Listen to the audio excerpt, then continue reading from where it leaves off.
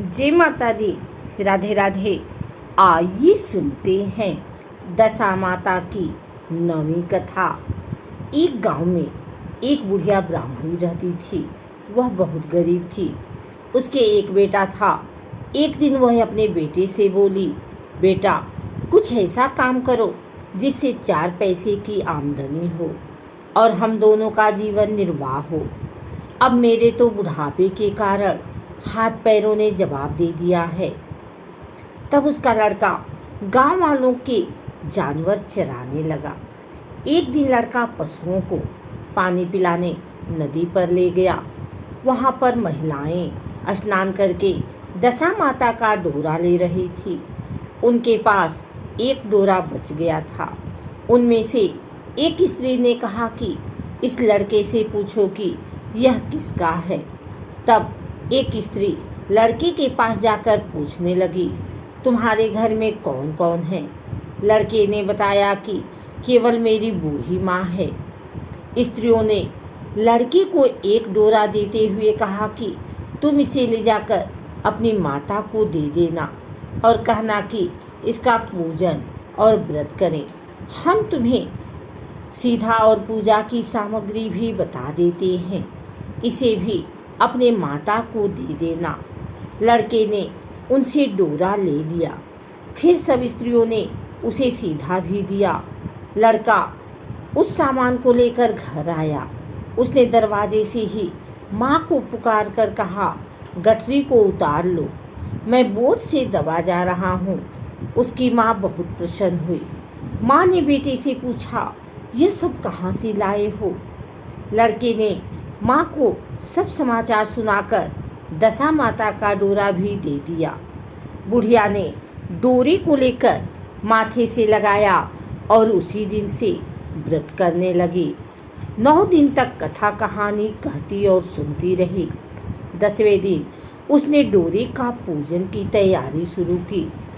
वह डेहरी के बाहर गोबर से लीप रही थी कि उसी समय एक बहुत ही गरीब बुढ़िया आकर बोली कि क्या कर रही हो बहन? उसने जवाब दिया कि आज मेरे घर पर दशा माता का पूजन है, इसलिए लीप रही हूँ। उस बुढ़िया रूपी दशा माता ने ही कि मुझे बहुत प्यास लगी है, थोड़ा सा पानी पिला दे। इस पर लड़के की माता बोली, मैं तो इस मिट्टी के बर्तन से पानी पीती हूँ, मेरे यहाँ लोटा लुटिया कुछ नहीं है। तुमको पानी किसमें भर के दूँ? एक कटोरी ही मेरे घर में है, पता नहीं वह कहाँ पड़ी होगी। जरा तुम ठहरो, मैं कटोरी लेकर आती हूँ, तब तुमको पानी पिलाऊंगी। बुढ़िया हाथ धोकर अंदर कटोरी लेने गई। इसी बीच दशा माता, जिन्होंने बुढ़िया का रूप धारण कर रखा था, उसके मटके रखने की जगह पर एक सोने का घड़ा रखकर अंतर ध्यान हो गई। बुढ़िया कटोरी लेकर मटके के पास गई। वहां सोने का घड़ा देखकर घबराई। वह मन में सोचने लगी कि मुझ पर बुढ़ापे में चोरी का नाम लगेगा, मैं चोर कहलाऊंगी। वह इस चिंता में दशा माता रूपी बुढ़िया को खोजने निकली। तब तक उसका लड़का भी घर आ गया था। उसने माँ से पूछा, तुम किसे खोज रही हो? उसने बताया, अभी सिर अवस्था वाली बुढ़िया आई थी और यहाँ सोने का घड़ा रखकर न जाने कहाँ चली गई। लड़के ने बताया, वह ही तो दशा माता थी, उन्होंने तुमको यहाँ घड़ा दिया है।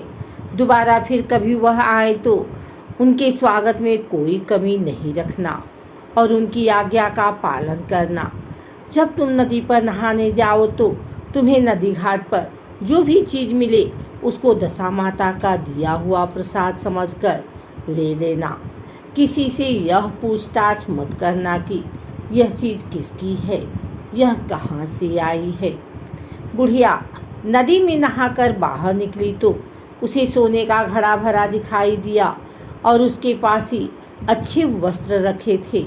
बुढ़िया ने कपड़ों को पहन लिया और घड़े को हाथ में लेकर चलने की तैयारी की। 4 कहार एक डोली लेकर उसके पास आए। कहारों ने उसे डोली में बैठने को कहा। बुढ़िया जब घर पहुंची तो उसने देखा कि वहाँ तो एक आलीशान महल खड़ा था। बुढ़िया महल के अंदर चली गई। वहाँ उसने श्रद्धापूर्वक और भक्ति भाव से दशा माता के डोरे का पूजन किया और हाथ जोड़कर वरदान मांगा कि जिस प्रकार तुमने मुझे संपत्ति दी है, उसी प्रकार मेरे घर में एक सुशील बहू और आ जाए, तभी यह सब शोभा देगा। कुछ दिनों बाद लड़के का विवाह हो गया और बहुत ही सुंदर बहू बुढ़िया के घर आ गई। बुढ़िया ने दोबारा दशा माता से वर मांगा कि जैसी मेरे बहू बेटे सुशील और सज्जन हैं, उसी प्रकार के मैं पुत्र पाऊं। कुछ दिनों बाद बुढ़िया के यहाँ एक पुत्र रूपी रत्न पैदा हुआ। एक दिन बुढ़िया ने अपनी बहू को पास बैठाकर समझाया कि मेरी यह सब संपत्ति दशा माता की प्रदान की हुई है। उन्हीं के कृपा से तुम इस घर में आई हो।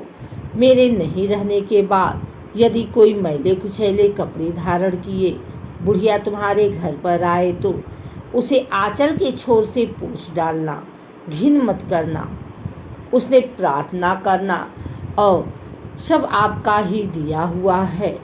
जब भी दशा माता का डोरा लेना हो तब उसको तुम भी अवश्य लेना और श्रद्धापूर्वक उसका पूजन करना। जब भी तुम्हारे ऊपर संकट के बादल घिर आएं तो सुहागिनों को न्योता देना। दशा माता की कृपा से तुम्हारी सब इच्छाएं पूरी होंगी। कुछ दिनों के बाद बुढ़िया का स्वर्गवास हो गया। दशा माता ने सोचा कि बुढ़िया के घर चलकर देखना चाहिए कि उसकी बहू सास के वचनों का पालन करती है या नहीं।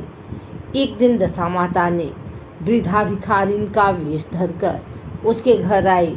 उसे देखते ही बहू खड़ी हो गई, उसके पांव छुए और बालक को उनकी गोद में डाल दिया। उसकी श्रद्धा भक्ति से दशा माता बहुत ही प्रसन्न हुई। उन्होंने आशीर्वाद दिया कि तेरी धर्म बुद्धि है, भगवान तेरा सदैव कल्याण करेंगे, भंडार भरपूर रहेगा, तू जो इच्छा करेगी वह तुझे अवश्य प्राप्त होगा। दशा माता ने जैसी कृपा बुढ़िया ब्राह्मणी पर की, वैसी ही कृपा भक्त जनों पर बनी रहे।